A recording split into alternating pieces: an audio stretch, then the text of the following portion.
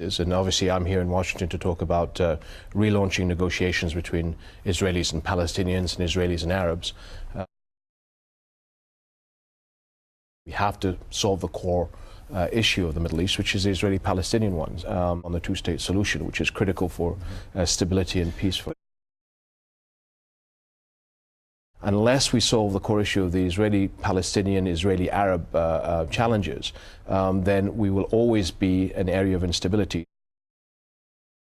About whether it's Al-Qaeda, Iraq, Syria, Pakistan, Afghanistan, all comes back to the sore, the emotional issue that is Palestine and Jerusalem. All roads lead back to Jerusalem.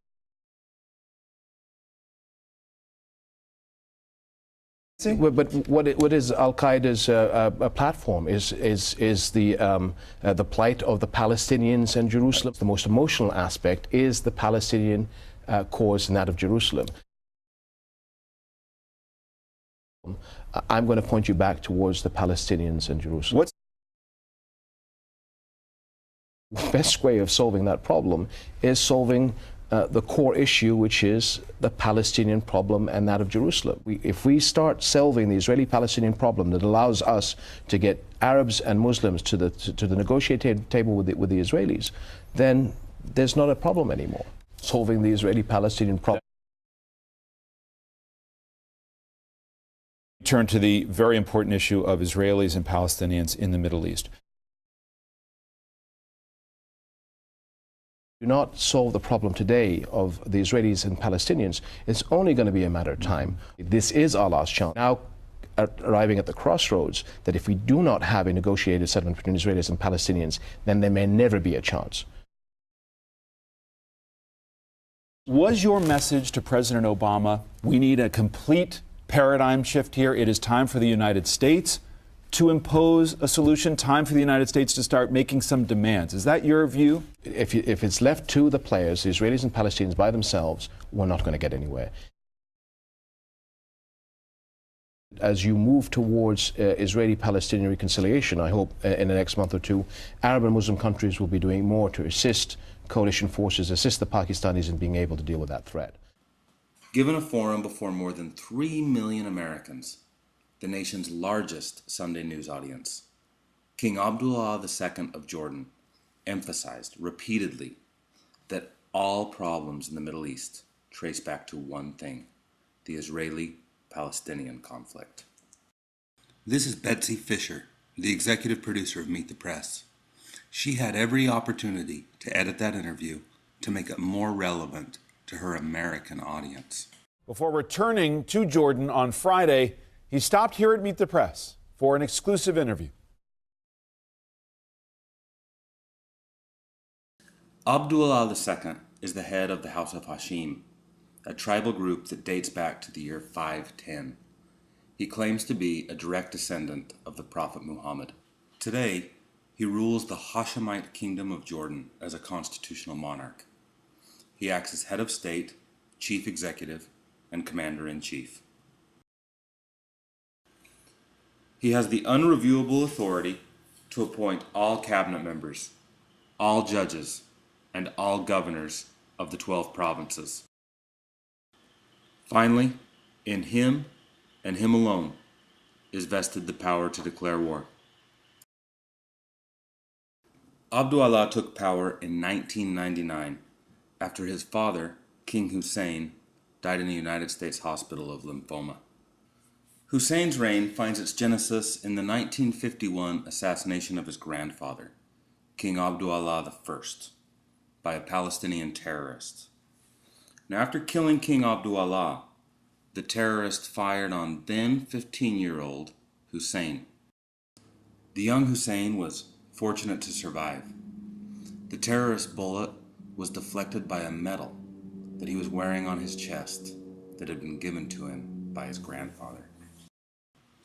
There are some who doubt the veracity of this account. Hussein didn't take power immediately. Instead, his father, Talal I, took the throne. Sadly, Talal's reign lasted only 1 year, until British doctors diagnosed him as schizophrenic in 1952. Apparently, Talal suffered from the paranoid belief that some of his aides planned to kill him. Just as there are some who doubt the veracity of the previous account, some question the accuracy of the British doctor's diagnosis. However it happened, the young Hussein stepped to the throne in 1952. Only a few years later, he suffered a serious threat to his rule after the Suez Canal crisis. Fortunately for the young king, and in one of its final acts, the British Imperial Army intervened to prevent his downfall. The United States launched a coordinated effort to save the government of neighboring Lebanon. As Imperial Britain withdrew, a new American hegemony began. After a 1956 divorce, King Hussein married this woman, Antoinette Avril Gardner, the daughter of a British colonel. She bore him 4 children, including Abdullah II. King Hussein ruled as an absolute dictator until 1992, at which time he ended martial law. As noted earlier, he died in an American hospital in 1999. A new king inherited the throne. Sunday's guest on Meet the Press, King Abdullah II. As a close ally of the United States, the House of Hashim, also known as Jordan, stands to benefit from American imperialism. This is a map of the Middle East today. That is, a map of the Middle East before the U.S. invasion of Afghanistan in 2001 and Iraq in 2003. This is a map of the emerging Middle East. Note that Jordan is significantly larger and that it controls shoreline regions on the Red Sea, giving it a legitimate need for a navy. Note also the diminished size of Sunni Iraq.